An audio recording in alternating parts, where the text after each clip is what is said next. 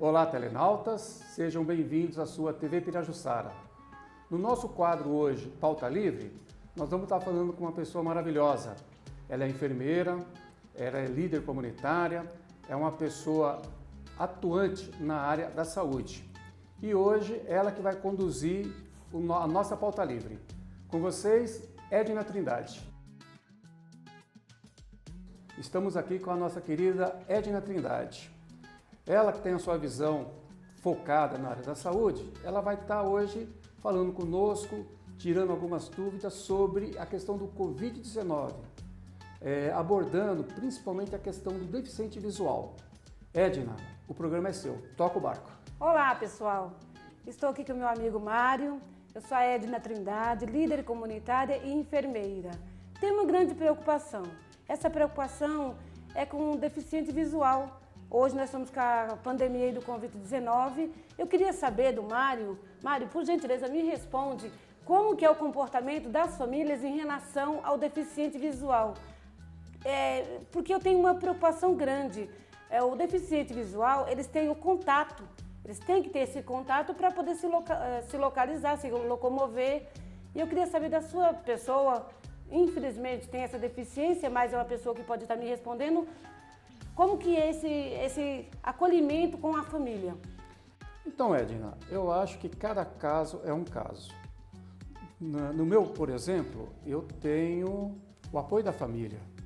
Eu tenho minha esposa, que está sempre presente, o meu filho, que está sempre comigo, a minha filha, eu tenho amigos, né?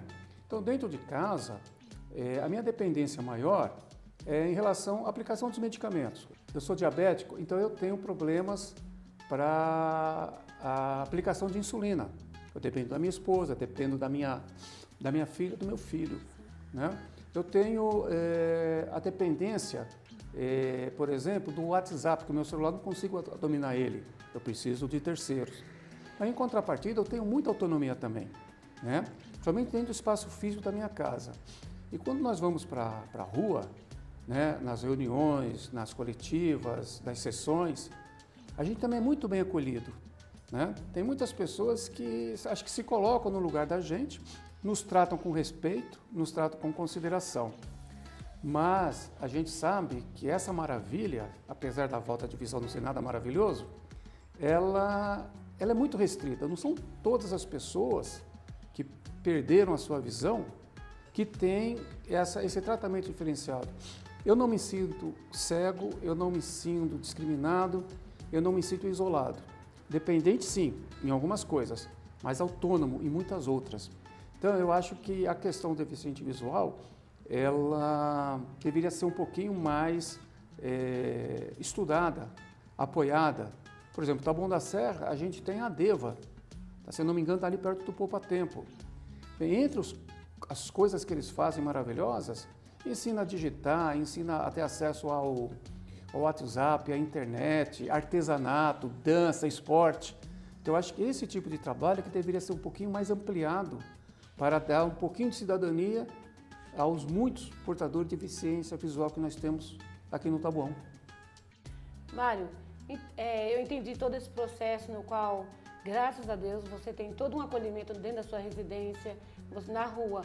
A minha preocupação maior com tudo isso é como que é o comportamento do deficiente, né? O que acontece das pessoas com deficiente visual atravessar uma rua no dia a dia, no social, fora da sua residência.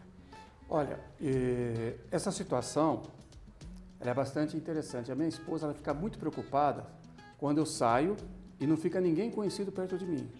Ela tem medo, por exemplo, que alguém vier e fazer uma maldade comigo. Perfeito. Vem alguém, me assalta, vem alguém faz alguma coisa comigo, me agride, por exemplo. Então, eu percebo, por exemplo, que as pessoas elas ficam meio reticentes nesse período de coronavírus de estar se oferecendo, de colocar a mão em você, de conduzir você a atravessar uma rua ou outra, né? Então você fica, eu fico pensando nas outras pessoas que estão no mesmo estado que eu. Perfeito. Entendeu? Entendi, Mário. Então, assim, o que eu posso pedir para as pessoas no geral, né? Nós somos seres humanos por igual, nós temos as nossas limitações, as nossas diferenças, mas que todo mundo acolhe, gente. Porque assim, o deficiente visual, ele é a deficiência é muito difícil a comunicação, vamos dizer assim, tá no convívio ali, sozinho, fora da família, num lugar diferente e as pessoas não acolherem. Vamos acolher, não custa depois lavar as mãos, passar um álcool. Posso contar né? uma situação? Sim, me passa uma situação, por favor. Eu fui ajudar um amigo nosso em Itapecerica da Serra a fechar o jornal, né? E tava dando as ideias, tudo coisa e tal, e foi ficando tarde, e ele ficou de me trazer em casa. Perfeito. Só que ele não fez isso, me levou até o ponto de ônibus. Eu esperou o ônibus chegar, eu entrei no ônibus. E aí eu falei pro cobrador, escuta, quando chegar, estava em São Lourenço, quando chegar no Triângulo Azul, o senhor me dá uma louca que eu preciso descer. Entendeu? E fiquei no ônibus.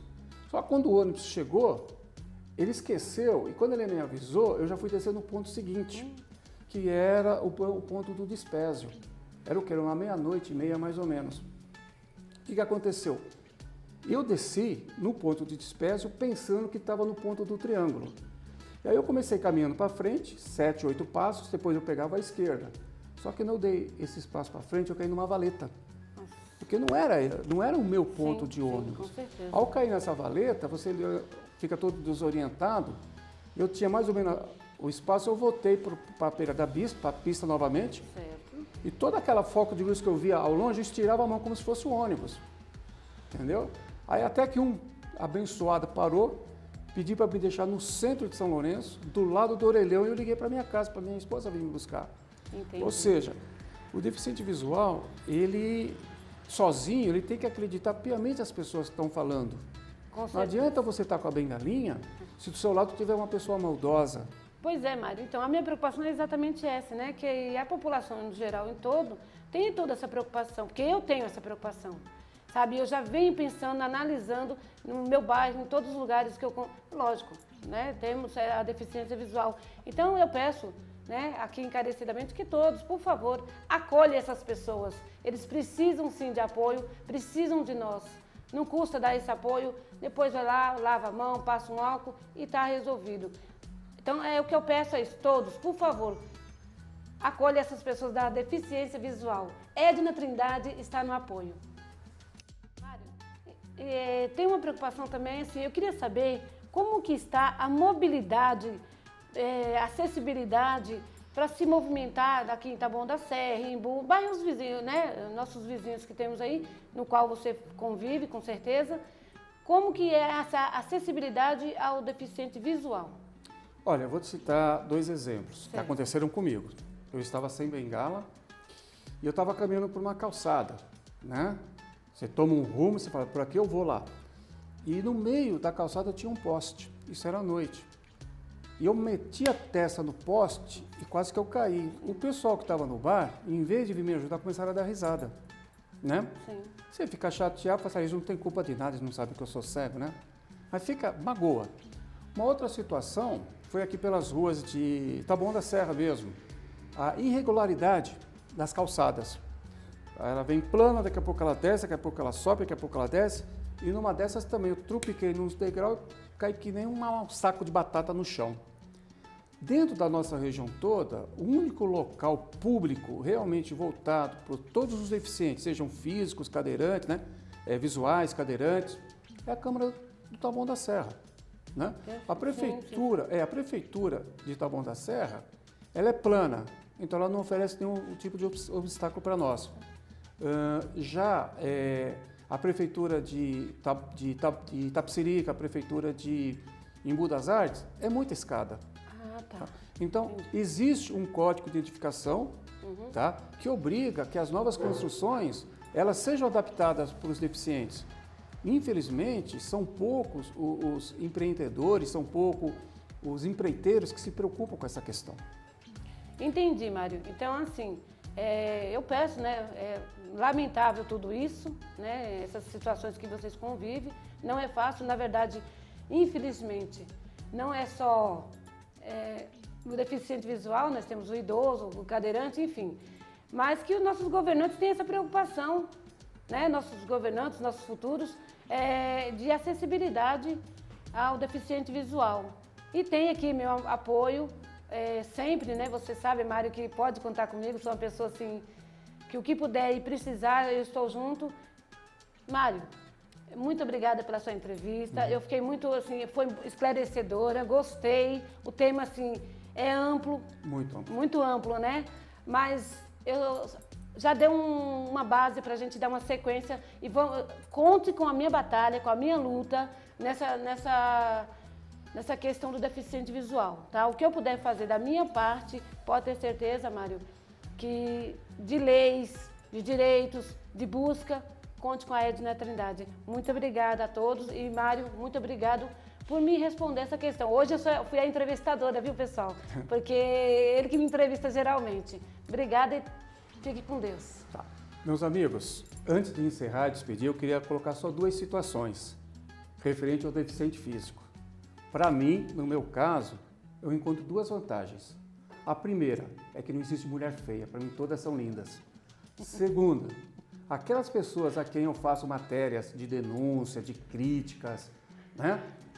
Eles podem fazer a cara feia que quiserem, porque eu faço de conta que nem estou vendo. Tá? Eu sou Mário Aparecido, essa é a pauta livre do nosso canal TV Pirajussara e quero deixar a todos votos de luz, paz e saúde. E até o nosso próximo encontro.